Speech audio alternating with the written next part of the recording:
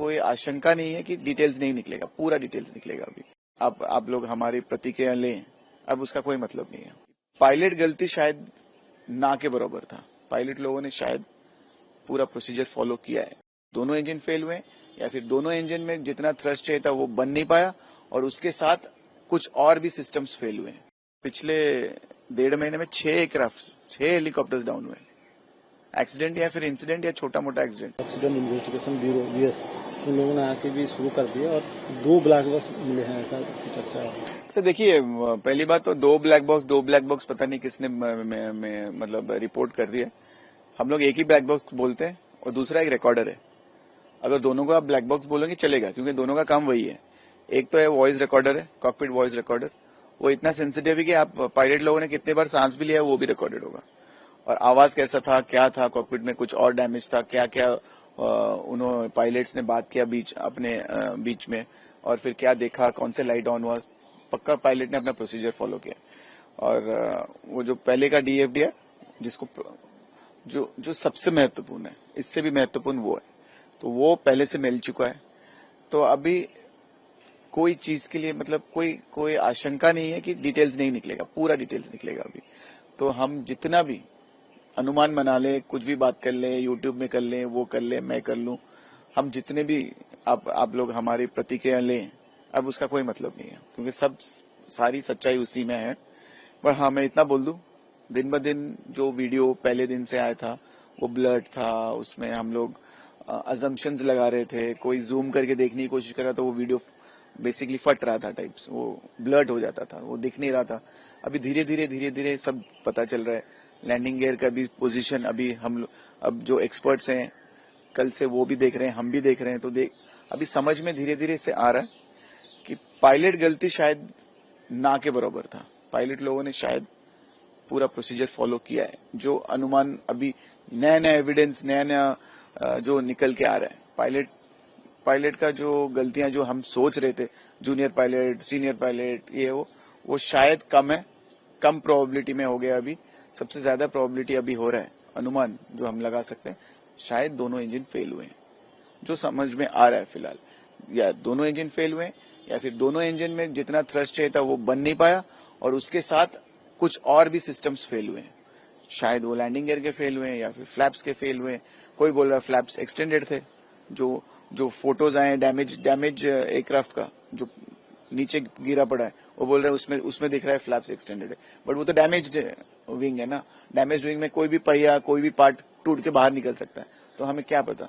सब कुछ सारे रिकॉर्ड, फ्लैप्स का पोजीशन क्या था, किस एंगल में था, लैंडिंग गियर किस एंगल में था, लैंडिंग गियर ऊपर क्यों नहीं गया, किस कारण नहीं गया, कौन से सिस्टम फेल हुआ था, इंजन थ्रस्ट क्यों नहीं मिला, किस हाइट पे नहीं मिला, किस टेम्परेचर में नहीं मिला, या फ्यूल कोई बोल रहा है फ्यूल में कंटामिनेशन था, फ्यूल में कुछ गड़बड़ी था, शायद इसीलिए दोनों इंजन आउट हो गए। तो ऐसे भी अनुमान लगाया जा रहा है। तो वो है नहीं है, सच है, हम चाहे जितना भी बोल लें, क्योंकि हम तो बाहर तो बैठे थे, बस एक छोटा सा वीडियो देख के जो अनुमान लगा रहे हैं, नहीं, जरूरत है नहीं अभी। पक्का डिटेल्स कंफर्म मिलने वाला है कुछ दिनों में। अगर एक प्रिलिमिनरी रिपोर्ट निकाल के लेके आए, जैसे आपने बोला कि AAIB, aircraft accident investigation bureau, वो मुझे लगा था अब तक पहुंच गया होता, या फिर वो 2-3 दिन लिया, क्योंकि जो एक्सपर्ट्स है एक साथ बैठ के वहां मीटिंग करके फिर इंडिया आए होंगे, क्योंकि ये बहुत अहम है, ये लोग बहुत अहम है, वो बहुत अहम है। हम लोग इंटरनेशनल सिविल एविएशन ऑर्गेनाइजेशन का एक मेंबर है, तो हमें नियम मानना पड़ेगा। सारी दुनिया में जो नियम है वो नियम मान रहे हैं। तो जब भी कोई एक्सीडेंट होता है तो AAIB के एक टीम आते ही है, और ये फटाफट भी आ चुके हैं, उनका भी कमेटी फॉर्मेशन हो गया। ये कमेटी का जो इंडिपेंडेंट रिपोर्ट होगा, जो हमारे देश का कमेटी बना है DGCA का, उसके साथ इंटीग्रेट होगा, कंपेयर होगा, बात करेंगे, उनके मीटिंग्स काफी चलेंगे। तो एक प्रिलिमिनरी रिपोर्ट आने का शायद हमें मिल सकता है, क्योंकि मुझे इतना पता है, जिस दिन से DFDR मिला है, और अगर वो उसको आप अपने जो फ्लाइट सेफ्टी के कंप्यूटर और सॉफ्टवेयर में इंटीग्रेट कर दिया, इनपुट ले लिया, अब तक उनके पास सारे पिक्चर होंगे, ऐसे नहीं कि नहीं होंगे, 100% है। और वो जो फ्लाइट सेफ्टी वाले हैं उनको तो पता ही है कंफर्म क्या है। तो वो कितने जल्दी प्रिलिमिनरी रिपोर्ट निकालें या फिर कितने जल्दी सावधान करें हमारे एयरलाइन वालों को, जिसकी भी गलती हो कितनी जल्दी करें, उसके लिए हम लोग वेट कर रहे हैं।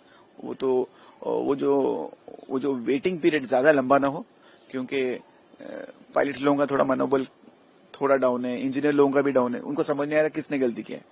तो इंजन में प्रॉब्लम था, फ्यूल वाले होते हैं वो अलग डिपार्टमेंट है, उनकी गलती था क्या, इंजीनियरिंग का गलती था क्या, पायलट्स लोगों का अभी धीरे धीरे दिख रहा है कि पायलट्स लोगों का शायद गलती था ही नहीं। तो जब वो इतने बुरे हाल में फंसी गए, वो प्रोसीजर फॉलो किए। मुझे इसीलिए पहले दिन से डाउट हो रहा था कि इतने अनुभवी कमांडर सुमित सभरवाल, उनसे गलती होना बहुत बहुत बहुत कम चांसेस है। तो उन्होंने परफेक्ट प्रोसीजर्स फॉलो किए। जितना हम लोग अंदर और देख रहे हैं, जा रहे हैं, मतलब समझ में आ रहा है, वो जो हमें सिखाया गया था, जो बोइंग ने हमें सिखाया था, जो सिमुलेटर में प्रैक्टिस करते थे, या फिर जो कैप्टन सभरवाल जो फॉलो करते हैं स्टैंडर्ड ऑपरेटिंग प्रोसीजर, जो उन्होंने हमें भी सिखाया था, उन्होंने एग्जैक्टली वही फॉलो किया। बहुत कोशिश किया लास्ट मोमेंट तक, और ऐसे प्रोफेशनल पायलट वो लास्ट सेकेंड तक गिव अप नहीं किया, वो चेष्टा में लगे रहे, बट नहीं हो पाया। वो जो भी लक है या भगवान का जो भी उनका जो भी था, भगवान का उस दिन के लिए बुरा टाइम, खराब टाइम, जो भी, बट वी आर इन अ वे धीरे धीरे ऐसे लग रहा है कि पायलट गलती कम है, टेक्निकल प्रॉब्लम, मैकेनिकल प्रॉब्लम होने के ज्यादा चांसेस है। सर यस्टरडे भी एक फ्लाइंग क्रैश हुआ था इस तरह हम। अच्छा, ये शायद 7th है पिछले 6 हफ्ते में। नहीं 7 लोग जान चली गई। पर मैं ये बोलना चाहता हूँ कि पिछले 1.5 महीने में 6 एयरक्राफ्ट, 6 हेलीकॉप्टर्स डाउन हुए। एक्सीडेंट या फिर इंसिडेंट या छोटा मोटा एक्सीडेंट 6 हो गए। और वही हिमाचल, उत्तराखंड, वही जहाँ पे भी चारधाम या कश्मीर या जहाँ पे बिजनेस टूरिस्ट हैं, चारधाम के रिलीजन, मतलब अपने धर्म के नाम पे जो भी टूरिज्म है, वो तो बार बार हो रहा है। कल सस्पेंड भी हुए हैं कुछ पायलट्स, क्योंकि वेदर ठीक नहीं था, बस जबरदस्ती गए। तो ये सब आप समझ लो, ये कमर्शियल इंटरेस्ट है। ये सही फ्लाइट सेफ्टी और आपकी जान के लिए उनका इतना इंटरेस्ट है ही नहीं। वो कमर्शियल इंटरेस्ट से काम करें, जितना पैसा बन सकता है, वो कंपनी वाले जितना पैसा बना सकते हैं, वो जो फ्लाइट सेफ्टी के जो अपॉइंटेड इंस्पेक्टर होंगे वहां पे, FQI या क्या नाम, पूरा मैं भूल गया हूँ, वो क्वालिटी कंट्रोल जो करते हैं, फ्लाइट को क्वालिटी कंट्रोल इंस्पेक्टर्स, तो वो अपना काम नहीं कर रहे हैं ढंग से। वहां पे जो हेलीपैड्स हैं वो ढंग से मेंटेन नहीं हो रहे हैं। और पायलट्स को भी प्रलोभन दिखाया जाता होगा कि ज्यादा पैसा बनाओ, सीजन टाइम है, छुट्टी टाइम है, चारधाम, सब दौड़े हुए आ रहे हैं, सबको चाहिए, तो टिकट प्राइस भी बढ़ा के ज्यादा ड्यूटी कर लो, जो ड्यूटी के जो परमिशन लिमिट है उससे ज्यादा होगा। तो ये आप सीधी बात है, ये सब ग्रीड की वजह से हो रहा है, व्यापार की वजह से हो रहा है। ये जो जाने जा रही है व्यापार के लिए जा रहा है, वो लोग तो अपना व्यापार कर ही रहे हैं, आपके जान खतरे में डाल रहे हैं। इसका सीधी उत्तर, सीधा उत्तरदायी कौन है? सेंट्रल गवर्नमेंट और उनका civil aviation department, civil aviation minister. आपके जो लोग वहां पे मॉनिटर करना चाहिए था वो नहीं कर रहे हैं, क्वालिटी मेंटेन नहीं हो रहा है। आपको बार बार वो वार्निंग दे रहे हैं। 6 हेलीकॉप्टर डाउन हो चुके हैं पिछले 1.5 महीने में, 6 या 5। अब अभी तक आपने ऐसा कोई कदम नहीं उठाया कि वो बंद हो।